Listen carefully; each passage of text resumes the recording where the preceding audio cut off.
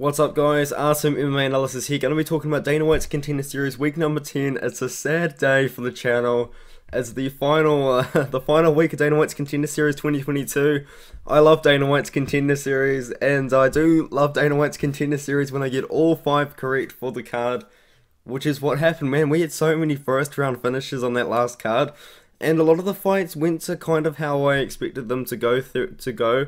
I mean, Phil Ho, I expected him to get a submission, and then he got a KO over Hoiva Echeverria, which was awesome. I picked him to win by submission. I picked Norello Elias to win by decision.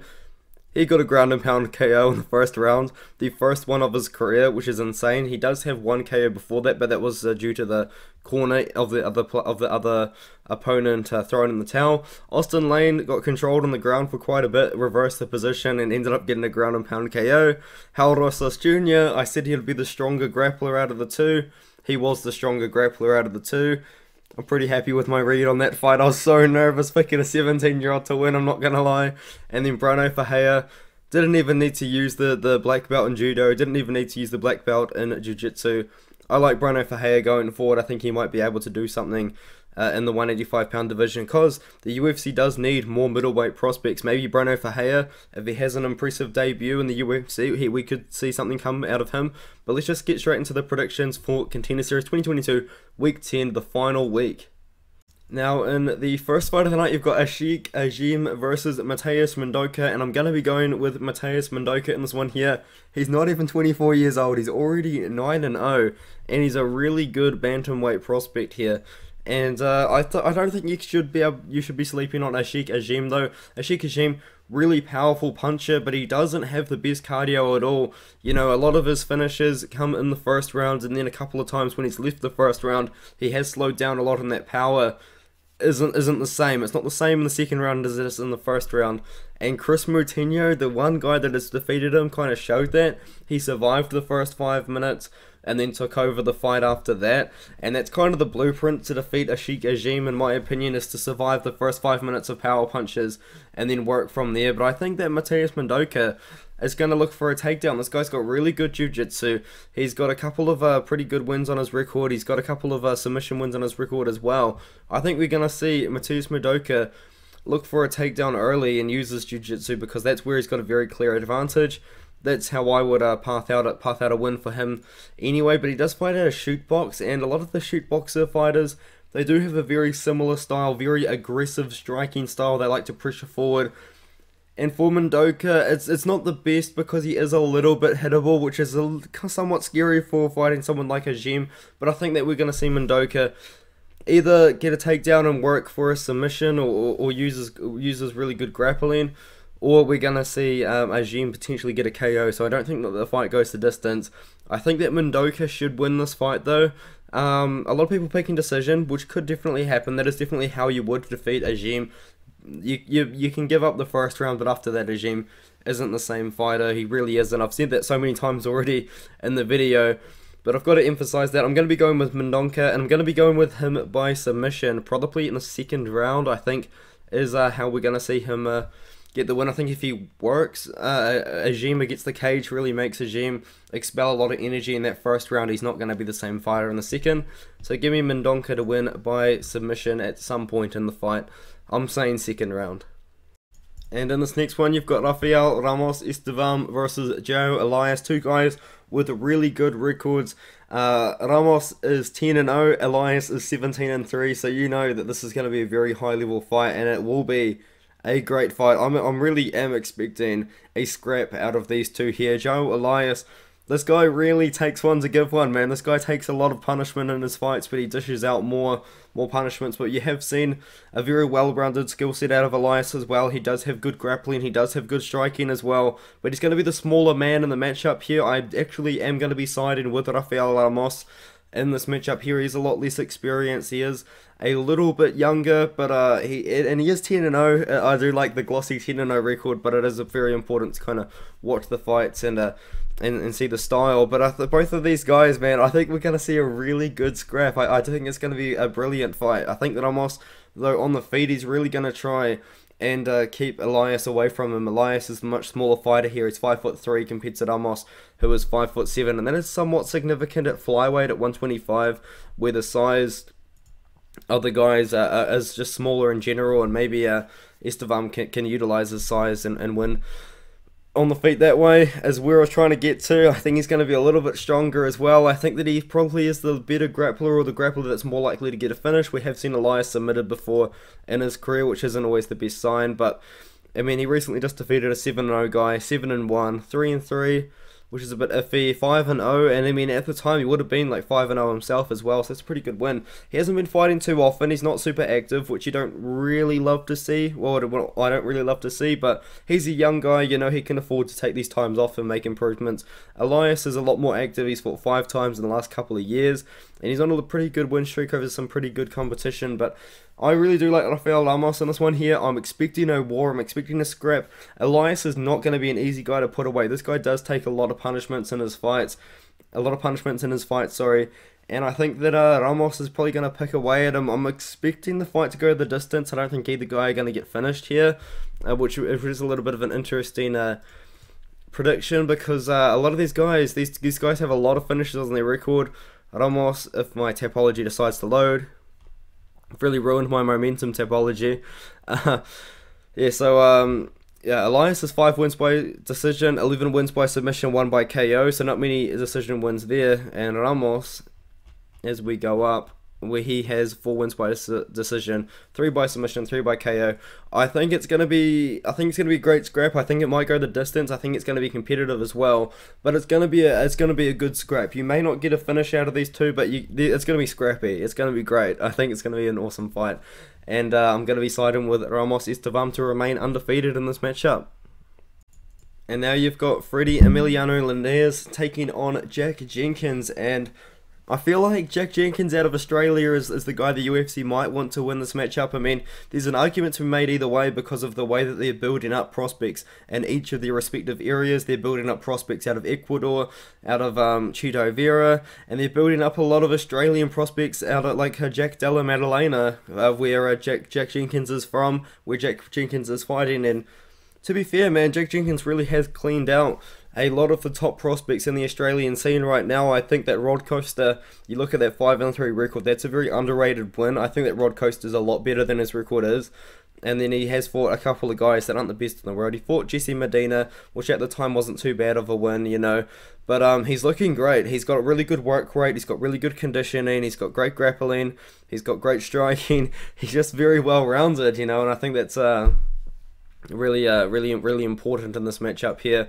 Freddie Linnaeus, he's quite easily hit on the feet. He doesn't really have much head movement, and his gas tank's not the best either. But this man can take a lot of damage, and he does have a pretty good amount of power in his hands. You know, he did recently come off a KO over an undefeated 4-0 fighter. Before that, he's also been finishing a couple of other guys on the regional scene.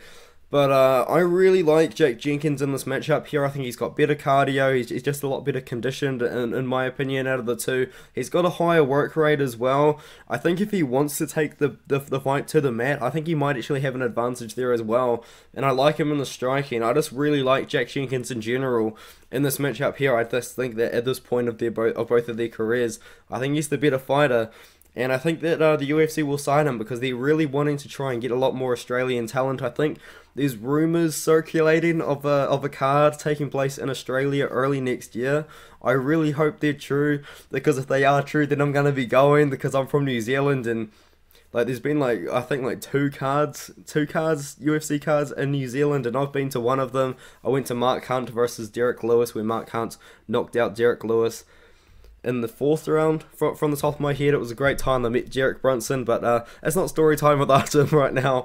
We're picking Jack Jenkins to win. I do think he's the better fighter. I think he's going to wear on Linnaeus, and I think he's probably going to get like a 2nd or 3rd round finish. I kind of lean the 3rd round a little bit more. Maybe it's a decision, but Linnaeus, I think he's going to slow down a lot towards the end of the fight, and Jenkins is just going to keep coming forward. I think he's the better conditioned fighter, and just all around, I rate him a little bit more as well. I really do like Jack Jenkins in this matchup. I think that he's going to look pretty good in this fight. And now you move on to Sam Patterson versus Vinicius Cincy, and if Sam Patterson gets his sign to the UFC, does that mean that he's the tallest lightweight on the roster? This guy is 6'4", fighting at lightweight. That is absolutely insane. I actually don't know how tall Vinicius Cincy is. It's not on. No, it's not on my notes. I couldn't find it. I really did try and find some information on Vinicius Cincy, and to be open and honest, there's not a lot of tape out there. This guy hasn't fought for 3 years, which is another big question mark. Like, what's he gonna look like? What's he gonna bring to the table? I just don't understand. He is fighting at a King's MMA, which is a pretty big gym, but why is he getting a Dana White's Contender Series opportunity when he hasn't fought for 3 years? You know what I mean? I feel like these are fighters that have just fought in the last year that are probably a little bit more deserving to the opportunity as someone who's sat out for almost 3 years, but it is what it is. Who am I to say? Sam Patterson, he is the pick. I am picking Sam Patterson to win this one. He's got really good striking, and he's actually a tall fighter that uses his length well, and that is somewhat underrated, somewhat rare, not something that happens every day, but he does fight like a tall fighter does, and that is he does have his chin pretty high and he leans back when he defends punches, which if he was fighting a power puncher or a guy that has the power to knock him out, or you know, that can close the distance and land a really good hook, might be a problem. But I mean, the thing is, I don't know what Vinicius Cincy's going to bring to the table. What he does do though, from what I see, he does throw a lot of volume. This is Cincy, and he does have a pretty good clinch work, and he does have a good grappling base, and he gets a lot of submissions. But that's all I know about Cincy, man. So all I can do is talk about Sam Patterson, and that is just the fact that he has pretty good movement on the feet, and he does kind of keep distance. And as I said before, he uses his range well, uses his length well, and he does have KO power on the feet. I also really like the level of competition that Sam Patterson has fought on the regional scene as well. He's coming off a win over a guy that is 10-6, but before that, he took on Kamil Magomedov, who was 14-1. 18-6 guy, 9-3 guy, 2-3 guy early on in his career. I like Sam Patterson. I think he's going to get a knockout. He does have good power. He does have a good guillotine, which he did catch Magomedov in. So he does go for guillotines if he goes for goes trying to look to defend like a takedown with a guillotine or something like that. But Cincy, man, like, I don't understand why he's getting a fight after about 3 years off. It's a little bit of a weird situation. He's got a good grappling base, it seems like. It looks like he's got a good clinch as well.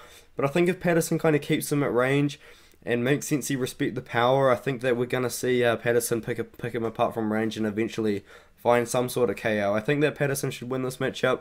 As I said though, it is hard to be confident since he hasn't fought for 3 years, and then even then, there's not a lot of tape out there anyway. So yeah, I'm going to pick Patterson, but I'm very interested to know what the odds are going to look like, because as I said, there's not a lot of information on Cincy, so what are the odds makers going to base this off? Just how good Sam Patterson has looked at Brave CF.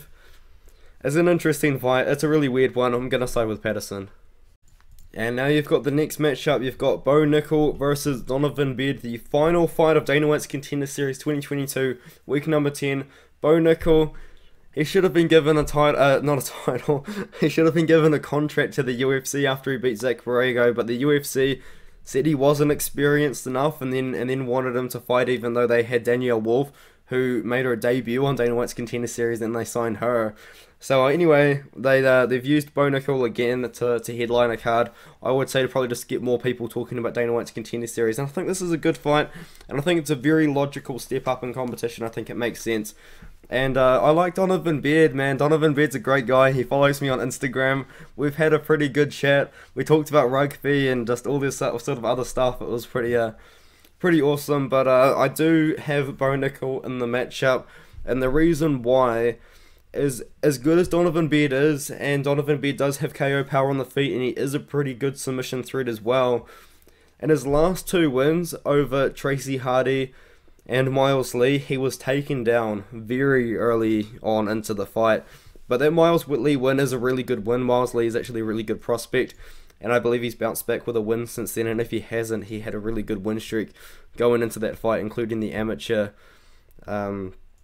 rankings, I guess you would call them. But Bo Nickal's the pick. I think he's going to use his wrestling. I think he's going to get a takedown on Donovan Beard and probably do his thing. But I think that Donovan Beard's going to make it competitive for a bit. I think we're going to see the fight leave the first round, which is going to be very interesting to see how Bo Nickal deals with any adversity or anything coming his way. Yeah, that's right. He was undefeated. He has a win over Cedric Dumas, who's a UFC fighter right now.